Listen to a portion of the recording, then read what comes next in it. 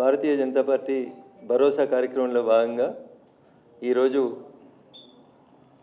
Party కార్యాలయానికి విచ్చేసినటువంటి అనేక సమస్యల్ని ప్రజల తరఫున నిలబడి సంబంధిత అధికారులతోటి పరిష్కరించడానికి చేసేటువంటి ప్రయత్నంలో భాగంగా ఈరోజు పార్టీ కార్యాలయంలో వివిధ సమస్యల మీద వచ్చినటువంటి బాధితుల పక్షాన భారతీయ జనతా పార్టీ నిలబడి భరోసా ఇచ్చేటువంటి కార్యక్రమంలో పాల్గొనడం జరిగింది. గత 2 రోజులుగా ఈ రాష్ట్రంలో జరుగుతున్నటువంటి పరిణామాలు, రాష్ట్ర రాజకీయాల్లో జరుగుతున్నటువంటి మాటల గురించి మాట్లాడకుండా నా పని నేను చేసుకుని పోదామని అనుకున్నాను యాక్చువల్గా. కానీ కొద్దిసేపటి క్రితం TRS party alias BRS party నుంచి సస్పెండ్ అయినటువంటి సోదరి శ్రీమతి కల్వకుంట్ల కవిత గారు మాట్లాడుతూ దుబ్బాక ఉప ఎన్నిక సందర్భంగా హరీష్ రావు గారిని అక్కడ ఇన్ఛార్జిగా పెడితే రఘునందన్ రావు గెలుస్తాడని మా కార్యకర్తలందరూ హరీష్ రావుని ఇక్కడ పెట్టకండి అని బాధపడ్డారు. అయినా మేము హరీష్ రావుని అక్కడ పెట్టడం వల్లనే పరోక్షంగా ఏం చెప్తుంది రఘునందన్ రావు గెలిచిండు అనేటువంటి అర్థం వచ్చేలా మాట్లాడతాను. కవిత గారు మీరు ఇప్పుడు మాట్లాడుతున్నారేమో నాకు తెలియదు, కానీ నేను అప్పుడే చెప్పిన దుబ్బాకకి మీ అన్నతో పాటు సిద్దిపేట జిల్లాకి ఇన్ఛార్జి మంత్రిగా ఉన్నటువంటి హరీష్ రావు అనేట ఆయన చేసిన అన్యాయం అంతా ఇంత కాదని నేను 100 సార్లు చెప్పిన. దుబ్బాకకు అన్యాయం జరుగుతుంది, వచ్చిన ప్రతి రూపాయి అయితే గజ్వేల్ పోతుంది, లేకపోతే సిరిసిల్ల పోతుంది, లేకపోతే సిద్దిపేటకు పోతుంది, మధ్యలో దుబ్బాకకు అన్యాయం జరుగుతుందని దుబ్బాక నియోజకవర్గ ప్రజలు 100 సార్లు చెప్పారు. మీరు ఇవాళ అదే మాట కొత్తగా చెప్తూ దానివల్లనే ఏదో జరిగింది అన్నట్టు చెప్తా ఉన్నారు. అది నిజం. ఆ రోజు నేను మాట్లాడితే టీఆర్ఎస్ మీద ఏదో రఘునందన్ రావు కోపంతో మాట్లాడినని అనుకున్నారు. But it is a fact. Dubbaka నియోజకవర్గానికి అన్యాయం జరిగింది అంటే టీఆర్ఎస్ పార్టీ నాయకులు, గౌరవనీయులు, అప్పటి మా జిల్లా మంత్రి హరీష్ రావు గారి వల్ల జరిగిందని నేను ఎన్నికల సందర్భంగా చెప్పిన, ఎన్నికల తర్వాత చెప్పిన. దుబ్బాక ప్రజలు ఇప్పటికైనా దయచేసి దాన్ని అర్థం చేసుకోవాలని చెప్పి కోరుకుంటా ఉన్నాను. ఇది 100% నిజం. దుబ్బాక ప్రజలు మార్పు కోరుకున్నారు. మీ కుటుంబ పాలన వద్దనుకున్నారు, మీ అవినీతి పాలన వద్దనుకున్నారు, దుబ్బాక నియోజకవర్గం మీద హరీష్ రావు గారి పెత్తనం వద్దనుకున్నారు. అందుకనే దుబ్బాక ప్రజలు స్వచ్ఛంగా మనస్ఫూర్తిగా ఓటేస్తే రఘునందన్ రావు గెలిచిండు తప్ప ఎవరి దయా దాక్షిణ్యాలతో రఘునందన్ రావు ఆ ఉప ఎన్నికలలో గెలవలేదు. 100% దుబ్బాక నియోజకవర్గ ప్రజలు మార్పు కోరుకున్నారు. హరీష్ రావు గారు దుబ్బాకకు చేస్తున్నటువంటి అన్యాయానికి వ్యతిరేకంగా రఘునందన్ రావు కొట్లాడగలుగుతాడు అని విశ్వసించారు కాబట్టే నాకు ఓటేసిరు తప్ప ఇంకొకటి కాదు. ఇక మీ కుటుంబ పంచాయతీలో మా పేర్లందరి పేర్లు కూడా మీరు మాట్లాడుకుంటూ పోయినారు. 100% మీరు ప్రస్తావించినటువంటి పేర్లలో దాదాపు అన్ని పేర్లు కూడా మీకు అందరికీ తెలుసు, మీ నాన్నగారికి కూడా తెలుసు. ఎవరెవరికి మీరు ఎట్లెట్లా అన్యాయం చేసిరు అనేటువంటి విషయంలో ఇవాళ మీరు కొత్తగా మాట్లాడితే మేమేం చేస్తాం, మీ సానుభూతి మాకు ఎందుకు, కానీ 100% అవన్నీ వాస్తవాలు. 2009లో ఏదో మీ అన్నకు వ్యతిరేకంగా 60 లక్షలు పంపిరు అనేదో మాట్లాడినారు కదా మీరు. ఇవన్నీ పాత చరిత్రనే. కొత్త చరిత్ర నాకు ఎమ్మెల్సీ ఎన్నికలలో 2009లో మహాకూటమి అభ్యర్థిగా ఇస్తే అప్పటి జిల్లా పార్టీ అధ్యక్షునిగా నన్ను ఎవరు ఓడగొట్టినో కూడా నేను పార్టీ అధ్యక్షుడైనటువంటి గౌరవనీయులు చంద్రశేఖరరావు గారికి చెప్పిన. కానీ ఆ రోజు కూడా యాక్షన్ తీసుకోలేదు. These are all facts. Nothing is an hidden thing. It is. ఇందులో కొత్తగా ఆమె ఏం చెప్పింది ఏం కూడా లేదు. రేవంత్ రెడ్డి గారు, హరీష్ రావు గారు ఒకటే ఫ్లైట్లో వచ్చిర్రని, వాళ్ళిద్దరూ కుమ్ముక్క అయినరని, మెదక్ పార్లమెంట్ ఎన్నికలలో నన్ను ఇబ్బంది పెట్టాలని చూస్తున్నారని, కాంగ్రెస్ టీఆర్ఎస్ 2 కొల్లుడై నేను గెలవకుండా చూడాలని ప్రయత్నం చేస్తున్నారని నేను మీడియా ముందుకు వచ్చి చెప్పినటువంటి తారీఖు 22 మార్చి 2024 రోజే వచ్చి చెప్పిన. నేను మార్చి 2024 నాడు ఆస్ట్రేలియా నుంచి కనెక్టింగ్ ఎయిర్ ఇండియా ఫ్లైట్ నెంబర్తో సహా చెప్పిన. నేను బిజినెస్ క్లాస్లో వస్తూ ఢిల్లీ నుంచి వస్తుండగా గౌరవనీయులు ముఖ్యమంత్రి గారు, హరీష్ రావు గారు ఇద్దరు అదే ఫ్లైట్లో ట్రావెల్ చేసినారు. నన్ను ఓడగొట్టేందుకు ఇద్దరు ముచ్చట పెట్టుకున్నారనే విషయాన్ని నేను ఇవాళ కొత్తగా చెప్పలేదు. ఎన్నటి చెప్పిన, ఇది 22 మార్చి 2024లో చెప్పిన. నేను అదే విషయాన్ని ఈరోజు మళ్ళీ కవిత గారు కూడా ఎండార్స్ చేసినారు తప్ప ఇందులో కొత్త విషయం ఏముందని నేను అనుకుంటలేను. 2-3 సార్లు వాళ్ళు దుబ్బాక ఎన్నిక రఘునందన్ రావు అనే మాట తీసినారు కాబట్టి నేను ఈ విషయాలు చెప్తా ఉన్నాను తప్ప మాకు ఆ విషయాల గురించి, వాళ్ళ పార్టీ వ్యవహారాల గురించి, వాళ్ళ పంచాయతీల గురించి, వాళ్ళ కుటుంబం గురించి, వాళ్ళ కుటుంబ పంచాయతీల గురించి మేము మాట్లాడదలుచుకోలేదు. మేము ప్రజల కోసం పనిచేస్తాం. భారతీయ జనతా పార్టీ ప్రజల పక్షాన్నే నిలబడుతుంది. పాల వ్యాపారం చేస్తారా, నీళ్ళ వ్యాపారం చేస్తారా, ఒకళ్ళ కాలు బట్టి ఒకళ్ళు లాగుతారా, మరి పాల వ్యాపారం చేస్తుంటే ఇంతకాలం ఏం చేసిర్రు? అయోధ్య రెడ్డి గారు ట్వీట్ చేస్తే బహుశా అయోధ్య రెడ్డి గారు ఇప్పుడు ఎక్కడనో కమిషనర్గా ఉన్నట్టున్నారు. ఇన్ఫర్మేషన్ కమిషనర్గానో సమాచార హక్కు చట్టం కింద కమిషనర్గానో ఎక్కడ ఉన్నట్టున్నారు. మరి అయోధ్య రెడ్డి గారు మాట్లాడాలి, పాల వ్యాపారం ఏంది, ఎందుకు ట్వీట్ చేసినారు, ఎందుకు తీసేసినారు, ఇట్లాంటివి ఏమైనా ఉంటే వారు మాట్లాడుకుంటే బాగుంటుంది తప్ప మీరు అందరికీ మనిషి కింద బురదేసిపోదామని అనుకుంటున్నట్టున్నారు. చెల్లె బురదేమొద్దు, మేమంతా ఆల్రెడీ ఇవన్నీ మాట్లాడిన విషయాలే, ఇవన్నీ గతంలో మేము చెప్పిన విషయాలే. ఇందులో కొత్తదనం ఏముంది చెప్పు? కొత్తగా మీరు చెప్పింది ఒకటిగా మోకిలా ప్రాజెక్టు తప్పితే మీరు కొత్తగా మాట్లాడింది ఏం కనబడతలేదు మాకు.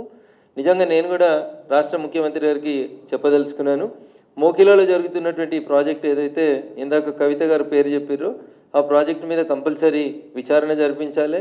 దాంట్లో ఉన్న లాక్యునాస్ ఏంది అనేది చూడాలి. ఆ మోకిలా ప్రాజెక్టుకి సంబంధించి అనుమతులేంది, డబ్బులేంది, ఈ పోచంపల్లి శ్రీనివాసరెడ్డి అనేటువంటి ఎమ్మెల్సీ ఏడికేలోచి ఏడ శ్రీమంతుడైండు, నవీన్ రావు అనేటువంటి ఎమ్మెల్సీ అవకతవకలేంది, వీటి మీద రాష్ట్ర ముఖ్యమంత్రి గారు ఏసీబీ డీజీ వెంటనే చర్య తీసుకోవాలి. ఇట్లా అడ్డగోలుగా సంపాదించుకొని పైసలతోటి ఇష్టం ఉన్నట్టు చేసుకుంటూ పోతున్నటువంటి ఈ సామ్రాజ్యాన్ని విస్తరించుకునేటువంటి కార్యక్రమాన్ని బంద్ చేసేయాలి. టీఆర్ఎస్లో ఎమ్మెల్సీల పేరిట పోచంపల్లి శ్రీనివాసరెడ్డి గారైనా నవీన్ రావు గారైనా వీళ్ళు చేసినటువంటి పాప పనులన్నింటిని కూడా కాంగ్రెస్ ప్రభుత్వం వెంటనే విచారణ జరిపించాలని చెప్పి నేను ఈ సందర్భంగా డిమాండ్ చేస్తా ఉన్నా. వీళ్ళే కాదు పాపం, మా చెల్లె మర్చిపోయింది, ఇంకొక ఆయనే సంతోషరావుకి సడ్డకుడో వియంకుడో చుట్టమో ఒక ఆయన అవుతాడు, డీసీపీ పేరు సందీప్ రావు. ఈయనను పెట్టి నా దుబ్బాక ఉప ఎన్నికల సందర్భంగా ఈజ్ ద సూపర్ మ్యాన్ అన్నట్టు, పోలీసులో సూపర్ కాప్ ఈయన. టెలిఫోన్ ట్యాపింగ్లో కానీ పైసలు పట్టుకోవడంలో కానీ ఇప్పటిదాకా పేరు ఎవరు మాట్లాడలేదు, కానీ వారి పేరు సందీప్ రావు. వారు అప్పుడు టాస్క్ ఫోర్స్ డీసీపీగా ఉన్నారు, నార్సింగ్ ఏరియా, నేనుండే ఇంటి ఏరియాకి టాస్క్ ఫోర్స్ డీసీపీగా ఉన్నారు సందీప్ రావు గారు. వీరి నాయకత్వంలో ఒక 3-4 సిఐల్ని పెట్టుకొని మా ఇంటి చుట్టూ వాచ్ పెట్టి మమ్మల్ని నానా యాగి చేసి టార్చర్ పెట్టినటువంటి పెద్దలు కూడా సందీప్ రావు గారు. ఇట్లా మీరు పోలీసులను అడ్డం పెట్టుకొని చేసిన మంచి పనులు చెప్తుందేమో కవిత అని నేను అనుకున్నా. టెలిఫోన్ ట్యాపింగ్లో ఏమేమి జరిగింది, ఎవరెవరి పైసలు ఎట్లా గుంజుకొచ్చినాం, లేకపోతే ఎమ్మెల్సీ వెంకటరామరెడ్డి గారు ఏం చేస్తూ ఉన్నారు, వారికి ఎట్లెట్లా జీవోలు మార్చిర్రు, ఏమేమి చేసిరు, ఇవన్నీ ఇంకా చాలా విషయాలు మాట్లాడాల్సింది కవిత.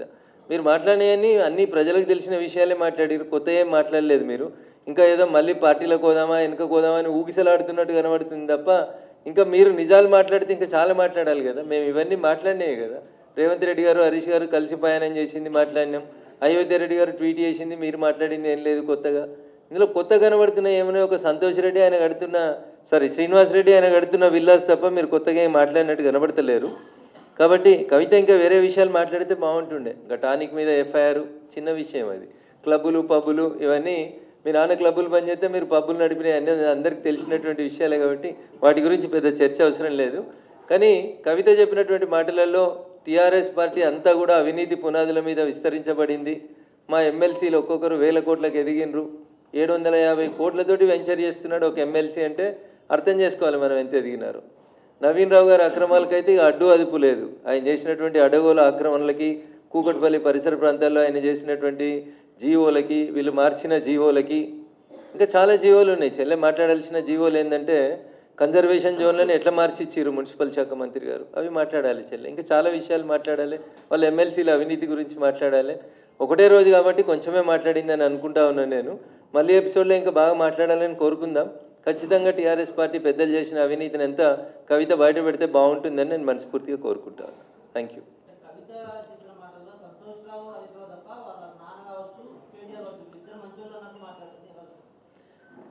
సొంత కుటుంబాన్ని కాపాడుకోవాలనే ఆలోచనని నేను తప్పుపట్టదలుచుకోలేదు. బట్ నేను అడుగుతుంది ఏంటంటే ఈ పోచంపల్లి శ్రీనివాసరెడ్డి చేసిన అవినీతి మీద, నవీన్ రావు గారు చేసినటువంటి అవినీతి మీద మీరు పార్టీలో ఉన్నప్పుడు లేదా మీరు ప్రభుత్వంలో ఉన్నప్పుడు ఎందుకు చర్యలు తీసుకోలేకపోయినారనేది ఒకసారి ఆలోచించాలి.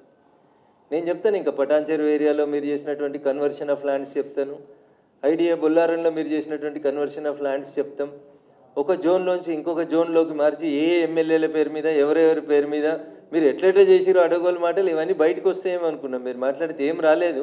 ఖచ్చితంగా సమయం చూసుకొని మేము కూడా మీరు మాట్లాడినటువంటి మాటలు కాక ఇంకా మిగతా అన్నీ మేము కూడా మీడియా ద్వారా బయట ప్రపంచానికి చెప్పాలనుకుంటా ఉన్నాం. మేము ఇంకా మీ ద్వారానే ప్రజలు వింటే బాగుంటుంది. మేము మాట్లాడితే ఏదో కక్ష సాధింపు కోసం మాట్లాడినామని అనుకుంటారు. ఆదిపట్లలో ట్రాన్స్ఫర్ చేసిన భూములు, ఆ బొల్లారంలో ట్రాన్స్ఫర్ చేసిన భూములు, పటాన్ చెరువులో సాకి చెరువు పక్కన ట్రాన్స్ఫార్మ్ చేసి కడుతున్నటువంటి భూములు, ఇండస్ట్రియల్ జోన్ని ట్రాన్స్ఫర్ చేసినటువంటి భూములు, ఇకపోతే ఐడిఏ బాలానగర్లో మీరు కన్వర్షన్ చేసిన భూములు, ఇట్లా చాలా భూములకు సంబంధించి చాలా విషయాలు మీరు మాట్లాడతారేమో అనుకున్నాం. ఇంకా చాలామంది టీఆర్ఎస్ ఎమ్మెల్యేలు వాళ్ళు చేసిన మంచి పనులు చెప్తారని ఆశపడ్డాం. తప్పకుండా భవిష్యత్తులో ఇప్పుడు కవిత గారు అందించిన నిజాలని కాంగ్రెస్ పార్టీ ఇన్వెస్టిగేషన్ చేయాలని కోరుకుందాం. ఆ తర్వాత మిగతా విషయాలన్నీ మేము కూడా పబ్లిక్ డొమైన్లోకి తీసుకొస్తాం.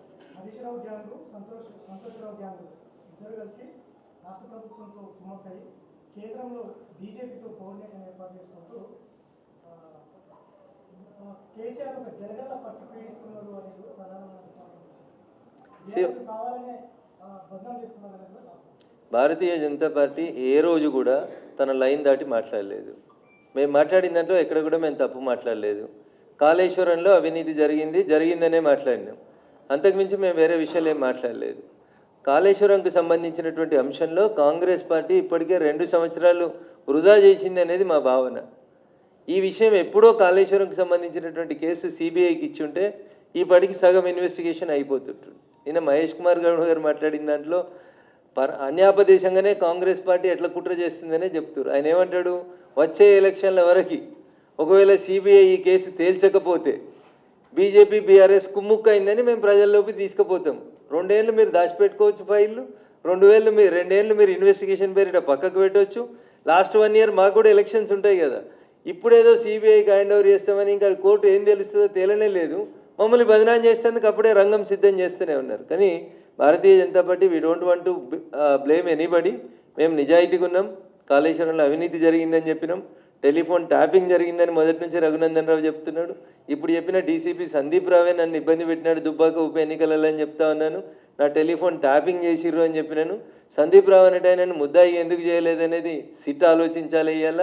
ఎందుకంటే సందీప్ రావు అనేటువంటి వ్యక్తి నార్సింగ్ లాంటి ఏరియాలో కూర్చొని ఎన్నెన్ని అవకతవకలు చేసిండో ఒకసారి ఆయన టీం ఏంది, ఆయన కింద పనిచేసినటువంటి సిఐలు ఎవరు, ఏసీపీలు ఎవరు, వాళ్ళ మూమెంట్ ఏంది, వాళ్ళ ఫోన్లు ఏంది ఒకసారి సిట్ విచారించాలి. Straightly I'm alleging against a DCP who worked as a task force DCP Narsingi.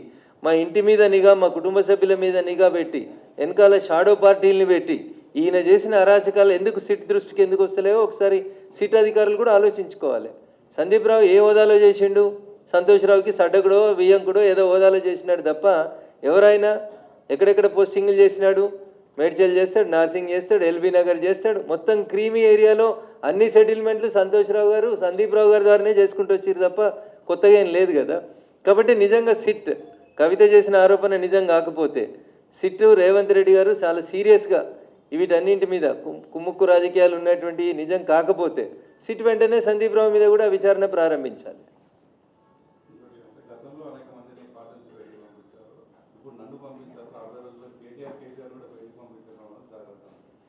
ఇది వాళ్ళ కుటుంబానికి సంబంధించిన ఇష్యూ అన్న. పంపించిన వాళ్ళంతా బాగానే ఉన్నారు. రేపు కవిత కూడా బాగానే ఉంటుందని అనుకోవాలి మరి లెక్కన. ఎందుకంటే టీఆర్ఎస్లోకి వెళ్ళి బయటకు వచ్చిన వాళ్ళు ఎవరు నష్టపోలేదు, ఎవరు పోరాటం వాళ్ళు చేసిరు, నిరూపించుకున్నారు, వాళ్ళ సొంత కాళ్ళ మీద నిలబడ్డారు. రేపు ఏమవుతుందో చూద్దాం. నిన్ననే నా అధ్యక్షుడు చాలా స్పష్టంగా చెప్పినాడు, అవినీతి పరులకి భారతీయ జనతా పార్టీలో స్థానం లేదు, చాలా స్పష్టంగా చెప్పినారు.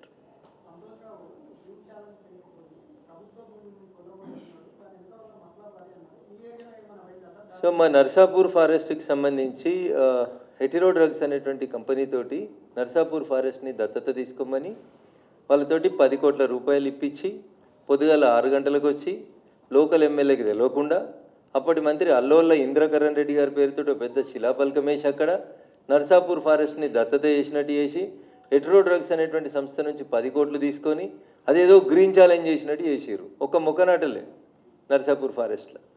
దానికి ముంగట పునాది రాళ్ళు వేసి కట్టేసి చిన్న గోడ, 1 ఫీట్ గోడ కట్టి దానికి తెలంగాణ ప్రభుత్వము అటవీ శాఖ అనేది ఒక బోర్డు పెట్టుకున్నారు తప్ప హెటిరో డ్రగ్స్ వాళ్ళు ఇచ్చిన 10 కోట్లు ఏడిపోయినాయి, నాగార్జున గారు ఇచ్చిన పైసలు ఏడిపోయినాయి, ప్రభాస్ ఇచ్చిన పైసలు ఏడిపోయినాయి, అసలు సంతోషరావు గారి ఆస్తులు ఎట్లా పెరిగినాయి అనేది ఒకసారి నిజంగా ప్రభుత్వం ఆలోచించాలి.